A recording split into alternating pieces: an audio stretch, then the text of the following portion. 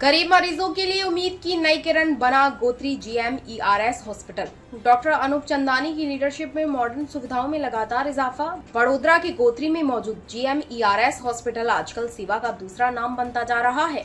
Hospital के superintendent doctor Anup Chandani की लगातार और सच्ची कोशिशों का नतीजा है कि आज यह सरकारी हॉस्पिटल मॉडर्न सुविधाओं से लैस है। डॉक्टर चंदानी का बस यही मकसद है कि हॉस्पिटल में आने वाले गरीब और मिडिल क्लास मरीजों को इलाज के लिए प्राइवेट हॉस्पिटल के महंगे खर्चों का बोझ न उठाना पड़े और उन्हें यहां हर तरह का मॉडर्न इलाज मिले। मॉडर्न टेक्नोलॉजी का आना डॉक्टर अनूप चंदानी की गाइडेंस में हॉस्पिटल ने हाल ही में जेडको के CSR फंड से नेविगेशन सिस्टम जैसी कई मॉडर्न सुविधाएं हासिल की हैं। यह सिस्टम खासकर मुश्किल नाक की सर्जरी में बहुत काम आ रहा है, जिससे मुश्किल केस भी बहुत आसानी से और सही तरीके से सॉल्व हो जाते हैं। मरीजों के हित में लगातार विकास। डॉक्टर अनूप चंदानी का नजरिया सिर्फ मेडिकल डिवाइस तक ही सीमित नहीं है, बल्कि वे अस्पताल के पूरे विकास के लिए भी समर्पित है। अस्पताल में एनेस्थीसिया, वर्क स्टेशन और ऑप्थेल्मिक NDA लेजर जैसी सुविधाएं लाने पर भी गंभीरता से विचार किया जा रहा है, जो जल्द ही मरीजों के लिए चालू हो जाएगी। रिपोर्टर राहुल राजपूत। आ मशीन नेविगेशन सिस्टम कहेवाय।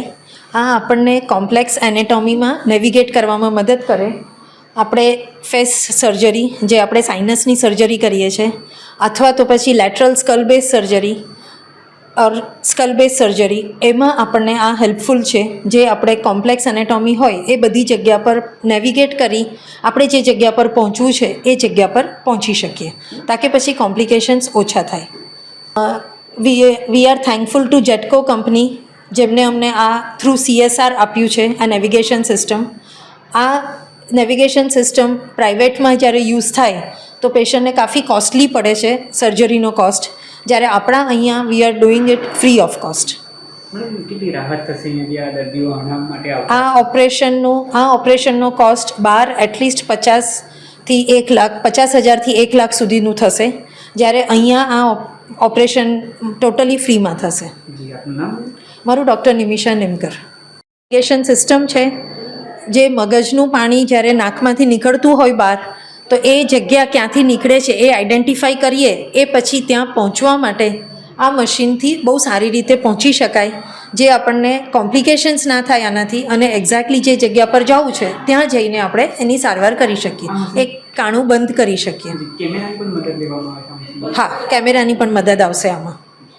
એટલે મોનિટર પર રિયલ ટાઈમ અંદરની એનેટોમી આપણને દેખાશે। હું doctor Anup Chandani, superintendent GMERS hospital Gotri Vadodara.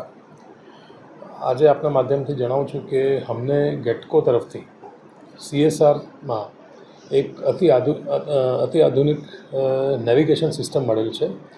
આ નેવિગેશન સિસ્ટમ નેઝલ સર્જરીઝ, જે નાકની સર્જરીઝ હોય એમાં યુઝ થતું હોય છે। આજે પહેલાંના જમાનાની જેમ સર્જરી બહુ મોડર્નાઇઝ થઈ ગઈ છે। એક એન્ડોસ્કોપિક કેમેરા આવે જે અંદર નાખીને આપણે અંડર વિઝન સર્જરી કરી શકતા હોઈએ છીએ।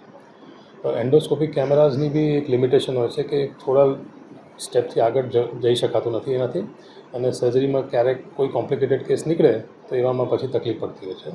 તો એ તકલીફ ના થાય એના માટે આ નેવિગેશન સિસ્ટમ ખૂબ જ જરૂરી અને ઉપયોગી ઇન્સ્ટ્રુમેન્ટ છે, જેનાથી આપણે નાકના અંદર સુધી અને ઇવન જે સ્કલના બેઝ સુધી પણ આપણે કેમેરાથી જોઈ શકાશે અને એની સર્જરી કરી શકાય।